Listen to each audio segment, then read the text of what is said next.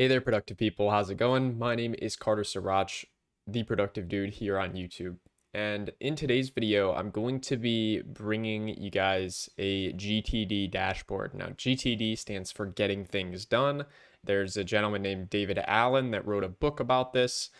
And there's a few other YouTube videos on creating the GTD system. So I wanted to make my rendition of it here in Notion. All right, so I've just created a GTD dashboard. This is going to be where everything takes place on a daily basis, where I do my reviews, where I have my task inbox, and where I can really just get a good overview of what tasks I have and what needs to be reviewed and completed. Hey guys and gals, I promise I'll get right back to the video, but I wanted to share today's sponsor, Glasp.co. Glasp is a social media network for note takers. They also have a handy Chrome extension that allows you to highlight notes anywhere on the web and share them with others via your Glasp account. You can even take notes in the side panel while you're reading and export them to your favorite note-taking software later. Don't worry, you'll get to keep all of your metadata as well. Tags make it easier to share your thoughts. After tagging specific phrases, your atomic graph will grow. Not only will you reap the rewards of seeing how your thoughts connect, but so will your followers. I recommend capturing articles that you want to come back to later using something like Notion, and then digesting the information further and going deeper with a tool like Glasp when you come back to those articles. It's free to sign up for Glasp, and you can find the link in the description below. Now, back to the video. What you're going to do within this page is add a couple more pages to make it fully functional. So what we need to do is type here /page and then hit enter. And the first one we can create is going to be a GTD tasks page. And I'm just going to turn it into a table, and then I'm going to hit new database. Now here I can rename this first column to tasks. We're going to keep this tags column here, except I'm going to rename it to context. And context can be a person, place, or thing. So I'm just going to enter a few different context examples in here. These are going to relate to your task in a specific way. So a place might be office, it might be rental property. A person could be a specific client. Let's just abbreviate one of my client names here, THI, or it could be like girlfriend. For things, you can enter things like your MacBook, for instance, or your phone. Okay, so the task could be taking place in the context of one of these things.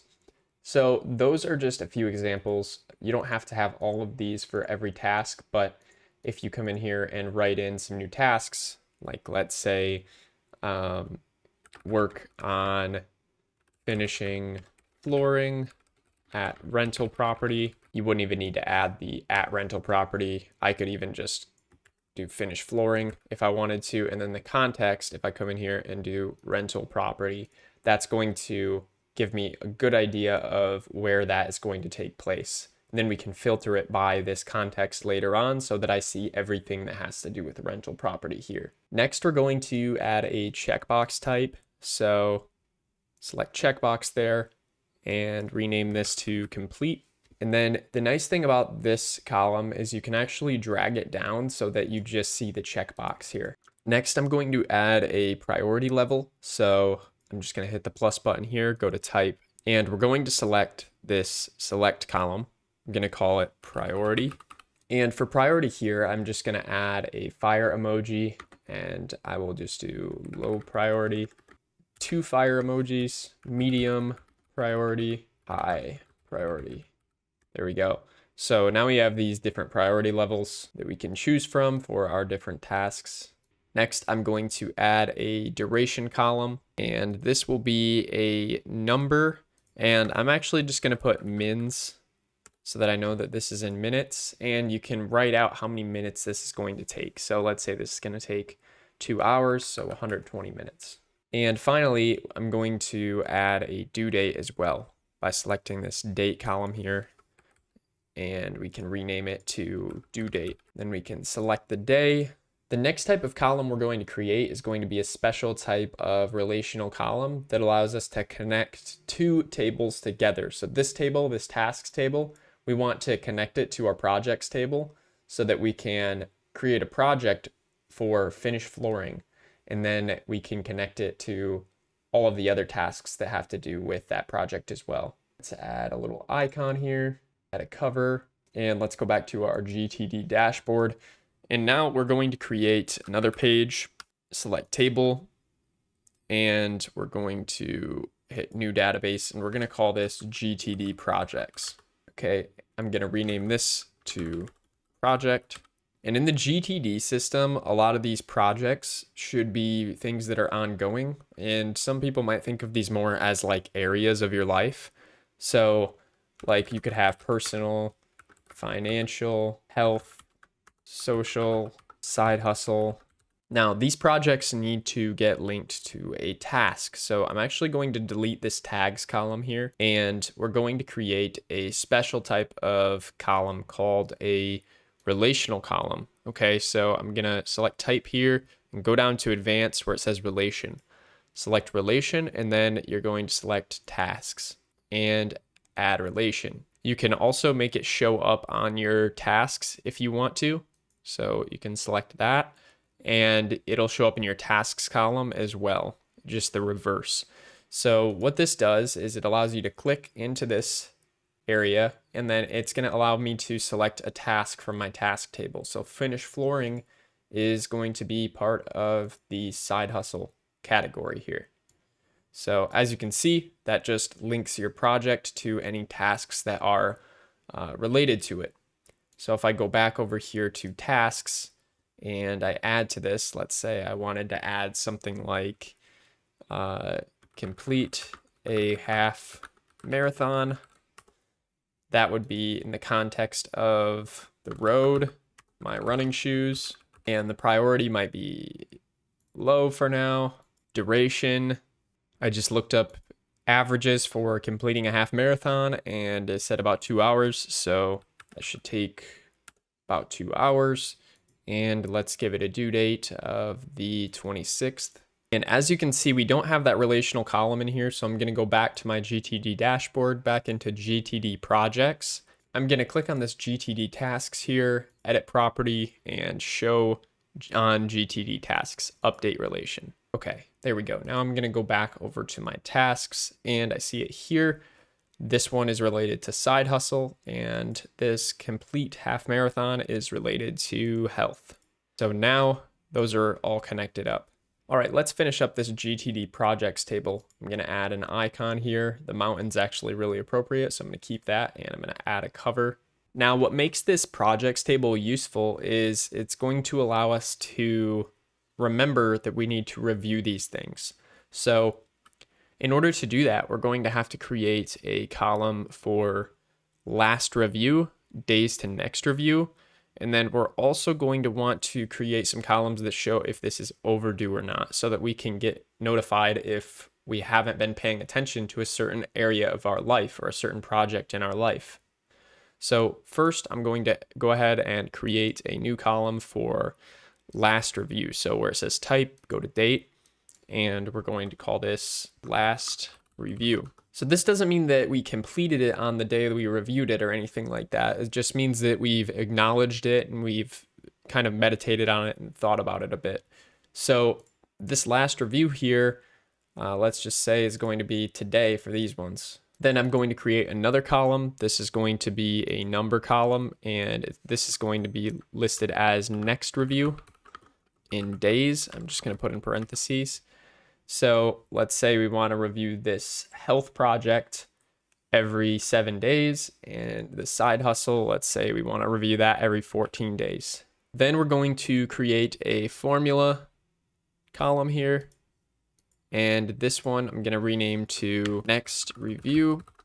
And next review is just going to be a formula that allows us to add the next review day number to this last review column here. So we're just going to type into the formula here, date, add, and it gives you the context here. So it's just date and then the number that you want to add and then the text that you want to add to it. So we're going to be adding days, just like that there. So we're just going to follow this template. So date is going to be pulled from over here. So I'm going to just type out last, and you'll see last review. That's the column that we're targeting here.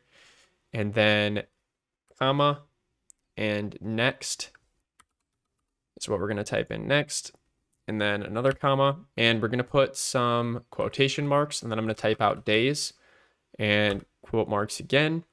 And then let's just close that off and hit done. And now we have our next review day. And when we change this last review day, the next review day changes as well based on what this number is. All right, so this is pretty much the GTD Projects database. Now we're going to go back to our GTD dashboard, and we're actually going to create a proper dashboard that allows us to see these tasks and projects in a more useful light. So what I'm going to do is come down here a little ways and type in slash and then call out. And I like to use these call outs to separate information better. So you'll see what I mean. Just click call out, and you can change the icon that you want associated with this. So this first one is going to be the inbox. So we're just going to do a letter. Let's actually write inbox. Let's do the arrow coming into it. And I'm going to change the color of this to a gray. And I'm just going to call this inbox. Now I'm going to bold that. And I'm going to hold shift and hit enter. And that's going to allow me to kind of just keep using this call out here. If I hit enter without holding shift, it's going to pull me out of the call out here. But what I want to do here is just type slash and then create, and linked view of database will pop up. I can click on that, and it's going to pull us out anyways, but I'm just going to drag it right back into that inbox. Now, what I want to do here is select GTD tasks, and you'll see all of our tasks here for right now, but we don't want to see everything in our inbox. First of all, I'm going to hide this GTD tasks title, and within here, we only need to see the tasks that don't have certain things filled out, because the inbox is kind of meant to just capture our ideas, capture our tasks, and it's not meant to see all of them listed out. So these ones are already properly filled out completely, so we actually need to filter these out. And I like to filter it based on due date. If something doesn't have a due date, it probably means that we aren't going to get to it ever. So what I would like to do is just filter by due date, and then due date is empty. Let's say walk the dog. Now this isn't something that you'd want to add to every to-do list that you create. It's not really something that needs to get added to the to-do list. I'd imagine you'd just get that done, but I'm just using it as an example. So for context here, I'm just going to select, well, let's type out leash and home. Okay, so we've got some context. Now I'm not going to touch the due date. I'm actually going to move the due date to the end here so that all of this gets filled out before it disappears, okay? Because once we enter a due date, it's going to disappear out of our inbox. We only want to see the things that aren't completely filled out in our inbox, because that's the whole point of the inbox, right? Is seeing the things that still need to be worked on, right? So priority, we're going to change to medium priority, and duration, I'm going to change it to 10 minutes. Projects here, we're going to change it to personal. And now that we have everything filled out except for due date, you see that this is still in our inbox. But once we add a due date, boom, it disappears. So we won't see anything in our inbox that's actually completely filled out if we go in this order here of task, context, priority, duration, select a project, and then it's not going to disappear out of here until we select a due date for it. Okay, so that's our inbox. All right, next I'm going to duplicate this call out here. I'm just going to duplicate the whole thing, and I'm going to delete the table out of here.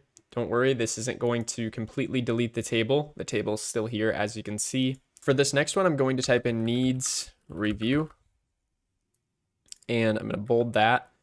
And let's go ahead and change the color here to something a little bit more urgent, maybe like a red or a pink. and we're going to change this to the brain. Then I'm going to hold shift, hit enter, and that gives us this extra space here that we can drag a table into. So I'm just going to hit slash create, and I'm going to hit enter on the linked view of database, and we're going to select projects for this one. So these are the projects that are going to need to review. So I'm dragging it into here, and now I'm going to hide the title. So here we have a list of all of our projects, and this one here was reviewed today. So if the last review was today, we don't want that to show up necessarily. Now, there's no way we could have reviewed this one on the 10th, so I'm actually going to pull that back to the 2nd just for this example. Let's say these were all reviewed in the past here, and let's say that this social one hasn't been reviewed since June. Okay, we're going to make it overdue.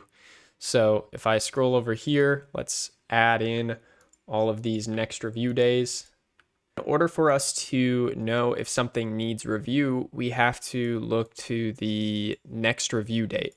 Okay, so all of these days are in the future, for me at least. For you, they may not be, but the only day that's not in the future for me that I need to review essentially is the social column here. So social is set to June 9th right now.